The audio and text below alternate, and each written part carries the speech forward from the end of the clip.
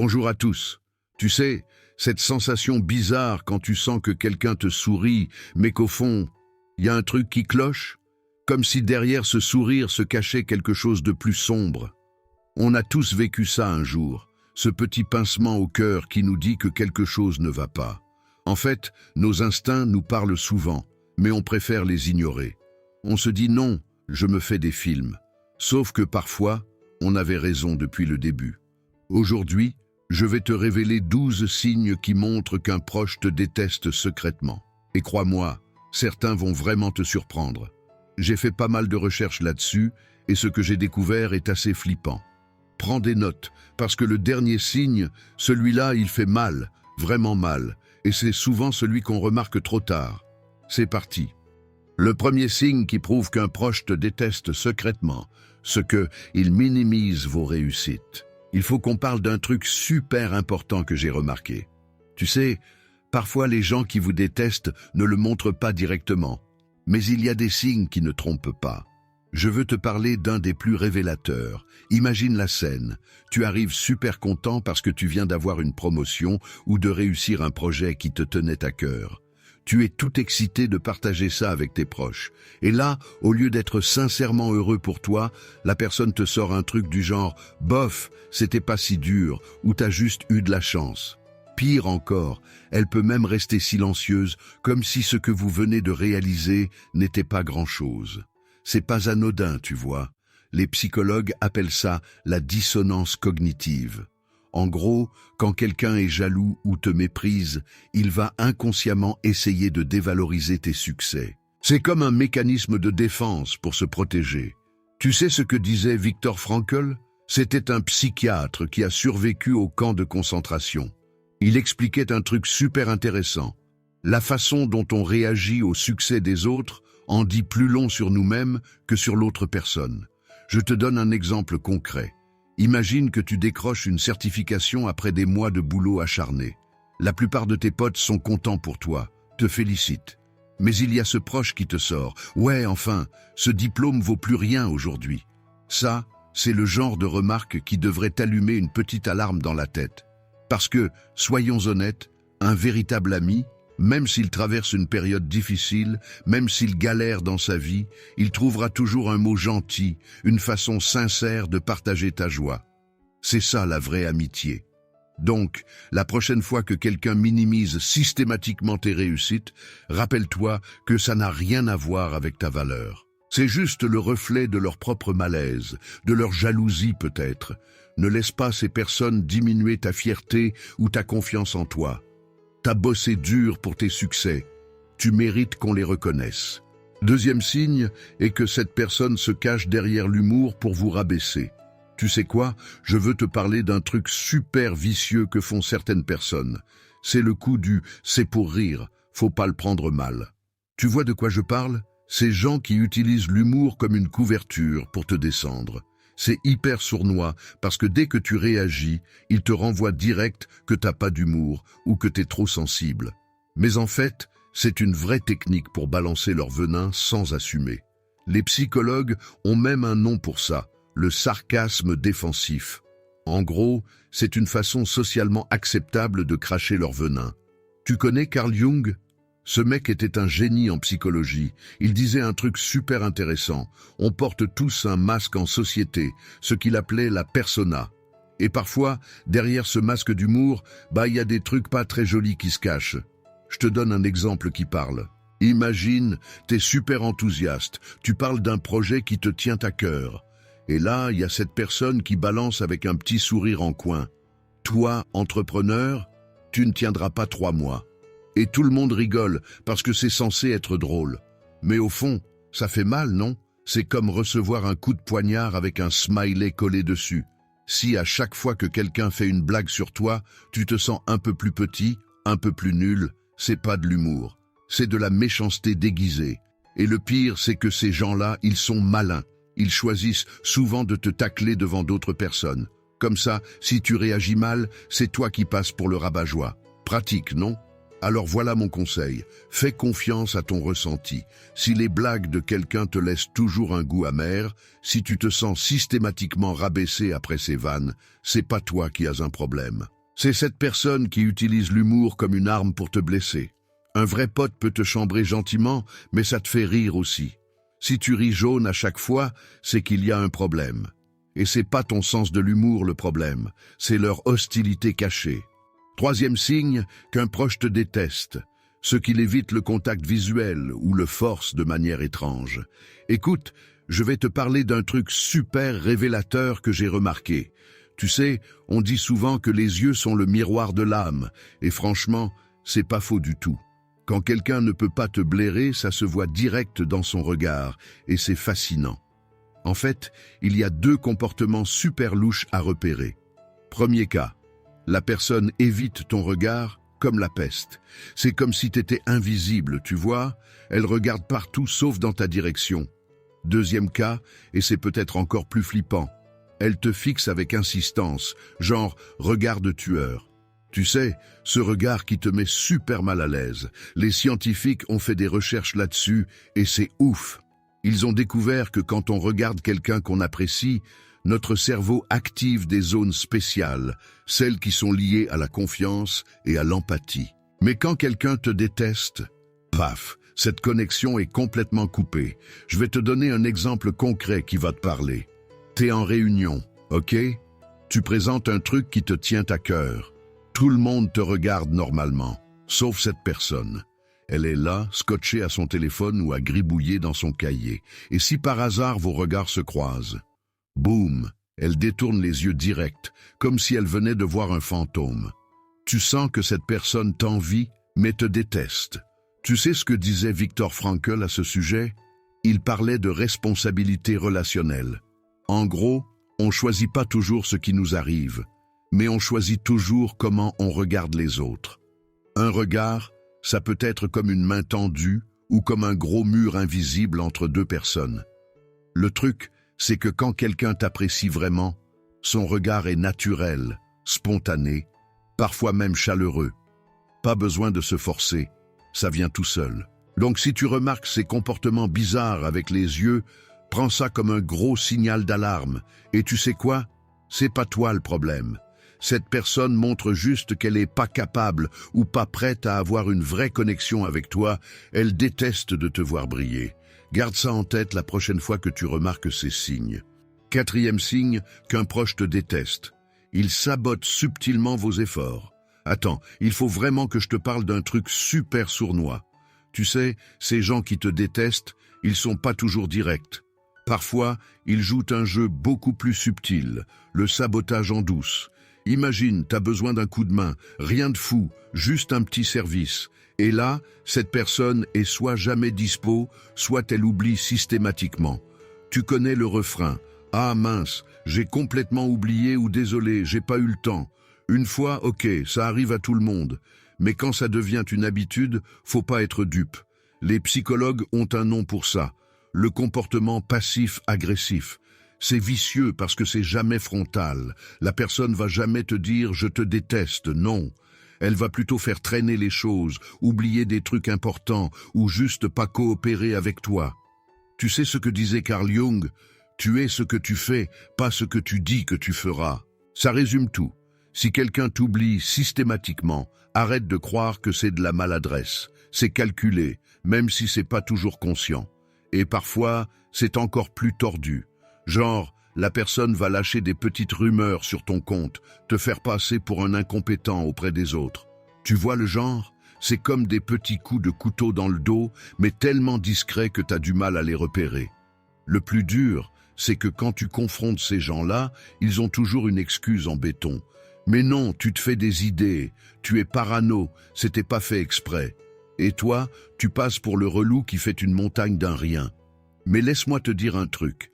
Si tu remarques ce pattern, ce n'est pas toi qui délire. Une personne qui veut vraiment ton bien, même si elle est débordée, elle trouvera un moment pour t'aider. Elle fera l'effort, tu vois. Donc la prochaine fois que quelqu'un enchaîne les oublis ou les pas le temps quand tu as besoin d'aide, pose-toi la question. Est-ce que c'est vraiment accidentel ou est-ce qu'il n'y a pas un truc plus profond derrière? Cinquième signe qu'un proche te déteste vraiment, ce qu'il vous exclut subtilement. Faut qu'on parle d'un truc vraiment pervers. Tu sais, cette sensation horrible quand quelqu'un essaie de te faire disparaître d'un groupe sans jamais le dire ouvertement? C'est le genre de comportement qui te fait douter de toi-même tellement c'est subtil. Imagine la scène. T'es à un dîner avec des potes. Tout le monde parle, rigole, l'ambiance est cool. Mais dès que t'ouvres la bouche, il y a cette personne qui, comme par hasard, change de sujet ou se met à parler plus fort que toi. C'est fou comme c'est systématique. Tu te sens comme un fantôme là, mais personne d'autre ne semble le remarquer. Et tu sais ce qui est dingue? Les scientifiques ont découvert un truc fou. Quand on est exclu comme ça, notre cerveau réagit exactement comme si on recevait un coup de poing dans la figure. Pour de vrai. Les mêmes zones du cerveau s'activent. C'est pour ça que ça fait si mal, même si personne te touche physiquement. Carl Jung, il avait tout capté. Pour lui, quand quelqu'un t'exclut comme ça, c'est comme s'il essayait d'effacer ton existence. C'est violent, non? La personne fait pas juste t'ignorer, elle essaie activement de te faire disparaître du groupe. Le truc, c'est que c'est super dur à prouver. Si tu t'en plains, on va te dire que tu psychotes. Mais non, t'exagères, t'es trop sensible. Pourtant, tu le sens bien que c'est pas normal. Cette personne qui évite systématiquement ton regard, qui te pose jamais de questions, qui fait comme si t'étais pas là. Et le pire, c'est que ça s'arrête pas à une soirée. Ça devient un pattern. À chaque fois que vous êtes en groupe, c'est la même chose. Cette personne crée comme une bulle dont t'es exclu, et petit à petit, ça peut même influencer les autres sans qu'ils s'en rendent compte. Alors, si tu vis ça, sache que t'es pas fou. C'est pas dans ta tête. C'est une vraie stratégie d'exclusion, et c'est super toxique. Un vrai pote, même s'il n'est pas d'accord avec toi, il va pas essayer de te rendre invisible. Il va t'écouter, te répondre, t'inclure dans la conversation. C'est ça, le respect de base. Sixième signe, le silence qui en dit long. Tu sais quoi? On parle souvent des mots qui blessent, mais laisse-moi te parler d'un truc encore plus destructeur. Le silence. Ouais, ce silence glacial qui te fait te sentir comme un fantôme. T'as déjà vécu ça? Tu envoies un message à quelqu'un, un truc important en plus, et rien. Le vide total. Puis tu croises la personne et elle te sort tranquillement. Ah oui, j'avais vu ton message, mais j'ai oublié de répondre. Mon œil. Une fois, ok, ça peut arriver. Mais quand ça devient une habitude, c'est plus un oubli. C'est un message silencieux qui dit « Tu vaux pas la peine que je te réponde ». Les psychologues appellent ça le silent treatment, le traitement par le silence. Et crois-moi, c'est une des formes de violence psychologique les plus vicieuses. Pourquoi? Parce que t'as aucune prise dessus. Tu peux pas te défendre contre du silence. Tu peux pas répondre à quelqu'un qui fait semblant de pas t'entendre ou qui reste de marbre quand tu parles. Viktor Frankl, un psy super connu, disait un truc hyper vrai. Le manque de communication détruit plus de relations que les vrais conflits. Réfléchis-y. Quand quelqu'un t'engueule, au moins tu peux répondre, t'expliquer, peut-être même résoudre le problème. Mais le silence, c'est comme être enfermé dans une cage invisible. Et le pire, c'est que ça te rend dingue. Tu commences à douter. Est-ce que j'ai fait quelque chose de mal? Est-ce que je suis parano? Peut-être que cette personne est vraiment occupée? Mais au fond de toi, tu le sais. Tu sens que c'est pas normal. C'est comme si cette personne te disait « Tu n'existes pas pour moi » sans prononcer un seul mot. C'est cruel, parce que c'est calculé. Elle sait exactement ce qu'elle fait en t'ignorant systématiquement. Donc si tu vis ça, si quelqu'un utilise régulièrement le silence comme une arme contre toi, arrête de chercher des excuses. C'est pas de la timidité, c'est pas de la distraction, c'est une forme de rejet délibéré. Et tu mérites mieux que ça. Une personne qui tient vraiment à toi trouvera toujours une minute pour te répondre, même si c'est juste pour dire « je suis occupé, je te réponds plus tard ». Septième signe, qu'un proche te déteste, ce sont les compliments empoisonnés. Je voulais te parler d'un truc super important, les compliments empoisonnés. Tu sais, ces phrases qui ont l'air gentilles, mais qui cachent en fait des pics bien sentis. Laisse-moi t'expliquer. Imagine, tu arrives au boulot et quelqu'un te dit « Waouh, t'es super élégant aujourd'hui, ça change ». Tu vois le genre? En apparence, c'est sympa, mais en fait, ça sous-entend que d'habitude, tu ne fais pas d'efforts. Tu es super élégant aujourd'hui. Ça te parle? Indirectement, ça dit que tu étais sale, mais aujourd'hui, quand même, tu as fait un effort. C'est exactement ce dont je parle. Ces remarques à double tranchant qui te laissent un goût amer. Les psychologues appellent ça de la communication passive-agressive. La personne te donne d'une main et te reprend de l'autre. Elle te fait un compliment, mais glisse un petit coup de poignard en même temps. Carl Jung, le célèbre psychiatre, avait tout compris. Il disait que nos mots révèlent toujours notre vraie nature, nos ombres. Quand quelqu'un te fait ce genre de compliment, ça n'a rien à voir avec toi en fait. Ça montre juste que cette personne est incapable de reconnaître sincèrement tes qualités ou tes réussites. Je te donne un exemple concret. Tu décroches un super prix au boulot. Et là, ton ami te sort avec un grand sourire. Félicitations. En même temps, avec tous tes contacts, c'était plutôt facile, non? Tu vois le truc? Au lieu de simplement se réjouir pour toi, cette personne minimise ta réussite en suggérant que tu as eu des passe-droits. C'est super important de repérer ces signaux, parce que ces compliments empoisonnés, c'est souvent le signe d'une hostilité profonde qui n'ose pas s'exprimer directement. La personne qui te les fait n'assume pas vraiment ses sentiments négatifs, alors elle les déguise en faux compliments. Alors, la prochaine fois qu'on te fait un compliment qui te laisse un sentiment bizarre, fais attention. Demande-toi si c'était vraiment bienveillant ou si c'était pas plutôt une de ces remarques toxiques qui font plus de mal que de bien. C'est fou comme certaines personnes peuvent être douées pour emballer leurs critiques dans du papier cadeau, tu trouves pas? Enfin voilà, je voulais partager ça avec toi parce que c'est le genre de truc qui peut vraiment pourrir une relation si on ne le repère pas à temps. Et franchement, on mérite tous des compliments sincères, pas ces fausses louanges qui cachent du venin. 8e signe est que cette personne transforme tout en compétition. Tu sais quoi? Je vais te parler d'un truc super révélateur, ces gens qui transforment absolument tout en compétition. C'est dingue comme c'est facile à repérer une fois qu'on sait. Imagine la scène, tu racontes tout content ton week-end à la mer, et là, ton ami te coupe. Ah ouais? Bah moi je reviens des Maldives, c'est autre chose quand même. Frustrant, non? C'est exactement ce dont je parle. Ces personnes, c'est comme si elles avaient un bouton compétition coincé sur ON. Elles ne peuvent pas juste écouter et se réjouir pour toi. Non, il faut toujours qu'elles ramènent leurs fraises avec une expérience encore mieux, encore plus grande, encore plus impressionnante. Les psychologues ont même un nom pour ça, le biais de comparaison sociale. Mais attention, quand ça devient systématique, c'est plus qu'une simple manie. C'est souvent le signe d'une vraie hostilité qui se cache derrière. Je vais te donner un exemple qui tue. Tu annonces super enthousiaste que tu viens d'avoir une promotion. Et là, paf, la personne te sort. Ah ouais? Moi, à ton âge, j'étais déjà directeur avec une équipe de 50 personnes. Tu vois le genre? C'est pas une conversation, ça, c'est un combat déguisé. Viktor Frankl, un psychiatre super connu, disait un truc hyper intéressant là-dessus.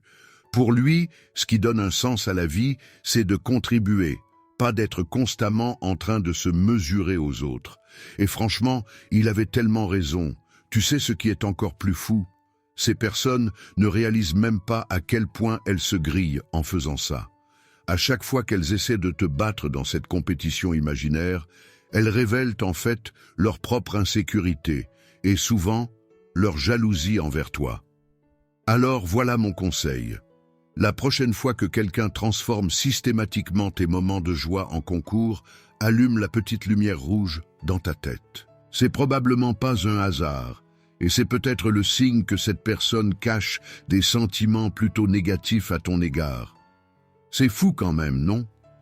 Comment quelque chose d'aussi simple qu'une conversation peut révéler tant de choses sur les vrais sentiments des gens? 9e signe que quelqu'un vous déteste à 99%, c'est le froideur glacial dans son attitude. Tu sais ce qui est vraiment flippant? C'est quand quelqu'un te traite avec une froideur totale. Je te parle pas d'une simple mauvaise humeur, non. Je te parle de cette indifférence glaciale qui te transperce comme un coup de poignard. C'est fou, mais parfois, ce silence glacial fait plus mal qu'une bonne grosse dispute. Tu vois ce que je veux dire? C'est comme si la personne avait mis un mur de glace entre vous deux. Pas un sourire, pas un regard chaleureux, rien, nada. Juste ce vide émotionnel qui te donne des frissons. Les psychologues ont vraiment cerné le truc. Quand quelqu'un te déteste en secret, il peut choisir cette arme super vicieuse, l'indifférence totale. C'est comme si tu étais devenu invisible. Tu pourrais faire le poirier en tutu rose, ça ne provoquerait même pas un haussement de sourcils. Tiens, Jung avait une phrase qui claque là-dessus. L'opposé de l'amour, c'est pas la haine, c'est l'indifférence. Et franchement, il avait tout compris. Parce que même quand quelqu'un te crie dessus, au moins il y a encore une forme de lien, tu vois. Mais l'indifférence, c'est comme si on avait coupé le câble complètement. Je te donne un exemple qui parle. Tu racontes un truc super important pour toi, et la personne se contente de faire sans même lever les yeux de son téléphone. Ou elle hoche vaguement la tête comme si tu étais un bruit de fond agaçant. C'est violent, non? C'est comme si tu étais dans une pièce avec un robot. Tu es là, mais en fait, t'es pas là. Tu pourrais disparaître. Ça ne changerait strictement rien pour cette personne. Et ça, c'est peut-être le signe le plus clair que quelqu'un te déteste en secret. Le plus dur, c'est que cette froideur est super calculée. C'est pas comme la colère qui peut exploser sur le coup. Non, l'indifférence, c'est un choix. C'est comme si la personne avait appuyé sur un interrupteur pour éteindre toute émotion envers toi. Alors si tu remarques ce genre de comportement chez quelqu'un, prends-le au sérieux. C'est pas juste une mauvaise passe ou de la timidité. Cette froideur glaciale, c'est souvent le thermomètre qui indique une hostilité profonde et silencieuse. 10e signe qu'un proche te déteste, c'est la manipulation émotionnelle. Faut qu'on parle d'un truc super sérieux, la manipulation émotionnelle. C'est peut-être le signe le plus sournois qu'une personne te déteste, parce que c'est tellement subtil que tu ne le vois même pas venir. Tu sais, c'est pas toujours les gens qui crient ou s'énervent qu'il faut craindre le plus. Les vrais dangers, ce sont souvent ces personnes qui jouent avec ta tête, qui te font douter de tout. Les psys appellent ça le gaslighting, et c'est vraiment vicieux comme technique. Imagine la scène, tu dis à quelqu'un « ce que tu as dit m'a vraiment blessé », et cette personne te répond « oh là là, t'exagères toujours tout, t'es beaucoup trop sensible ». Et le pire, à force d'entendre ça, tu commences à te dire « peut-être que c'est vrai, peut-être que je suis trop émotif ». C'est exactement comme ça que ça marche. Ces manipulateurs ne vont pas t'attaquer frontalement. Non, ils vont plutôt jouer un jeu plus subtil. Remettre en question tout ce que tu ressens, tout ce que tu penses. C'est comme s'ils essayaient de réécrire ta réalité.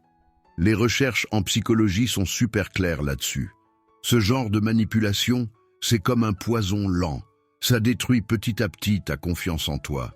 Tu commences à douter de tes émotions, de tes perceptions, et avant que tu t'en rendes compte, tu te retrouves isolé, à ne plus faire confiance qu'à cette personne qui, en fait, te manipule. Viktor Frankl disait un truc super intéressant. On trouve sa liberté dans la façon dont on réagit aux situations. Mais attention, face à un manipulateur émotionnel, faut pas jouer au plus malin. La meilleure défense, poser des limites et les poser fermement. Tu sais ce qui est dingue? Ces personnes sont souvent super douées pour retourner la situation. Si tu les confrontes, elles vont te faire passer pour le méchant. Tu es parano, tu dramatises tout. C'est leur marque de fabrique. Alors voilà mon conseil. Si tu remarques que quelqu'un essaie constamment de te faire douter de ta propre réalité, de tes émotions, allume tous les voyants rouges. C'est pas de la bienveillance, c'est pas de l'aide. C'est de la manipulation pure et dure. Et souvent, ça cache une vraie hostilité. Ne laisse personne te faire douter de ce que tu ressens. Tes émotions sont valides. Point final. Le 11e signe qui prouve qu'un proche te déteste vraiment, c'est le double visage en public et en privé. Écoute ça, je vais te parler d'un truc super tordu, les gens au double visage. Tu sais, ces personnes qui sont des anges en public, mais qui se transforment en vrais démons dès que vous êtes seul. C'est flippant. Imagine la scène, vous êtes à une soirée, cette personne est tout sourire, super sympa, elle te fait même des compliments devant tout le monde. Tout le monde pense « Waouh, quelle personne géniale !» Mais attends la suite. Une fois que vous vous retrouvez seul, boum, le masque tombe. C'est comme si tu avais affaire à une personne complètement différente.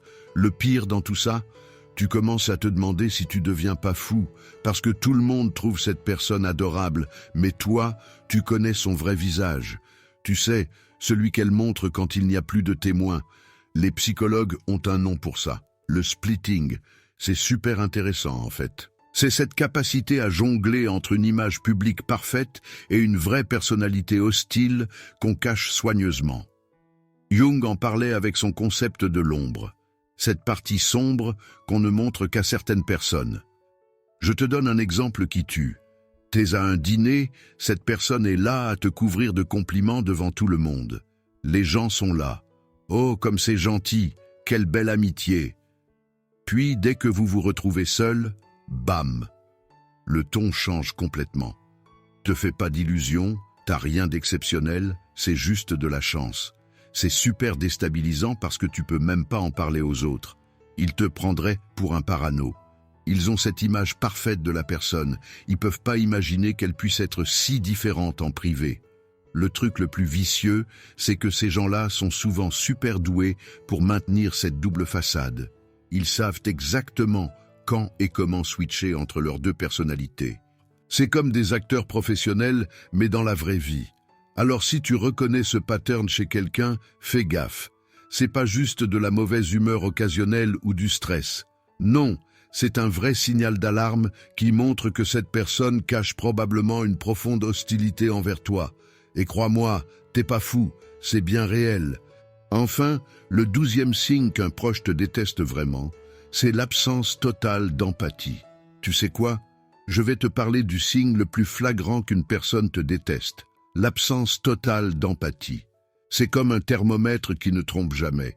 Imagine, tu traverses un moment ultra difficile, t'as besoin de soutien, et cette personne, elle a ce petit sourire en coin. Tu vois ce que je veux dire? Ce petit rictus qui te glace le sang.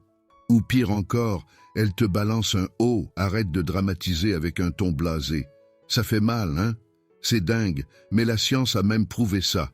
Les chercheurs en neurosciences ont découvert que quand on ressent de l'empathie, des zones spécifiques de notre cerveau s'allument comme un sapin de Noël.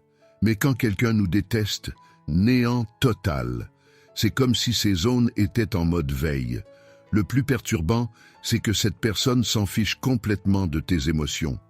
Tes joies, ça la gonfle. Tes peines, elle s'en tape royalement.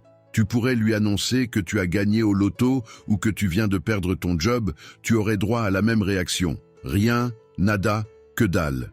Je te donne un exemple qui parle. T'es là, à raconter un truc hyper dur qui t'est arrivé, tu as les larmes aux yeux, et cette personne te sort. Franchement, t'en fais tout un plat, sans même lever les yeux de son téléphone.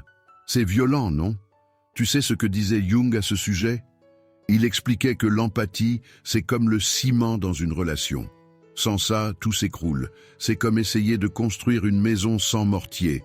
Ça peut pas tenir. Le truc, c'est que cette absence d'empathie, c'est pas juste de la distraction ou de la fatigue. Non, c'est un choix conscient ou inconscient de se déconnecter totalement de tes émotions. C'est comme si cette personne avait appuyé sur un bouton « je m'en fous » dès qu'il s'agit de toi. Alors, si tu remarques ce genre de comportement chez quelqu'un, prends ça très au sérieux. C'est pas juste une personne un peu froide ou réservée.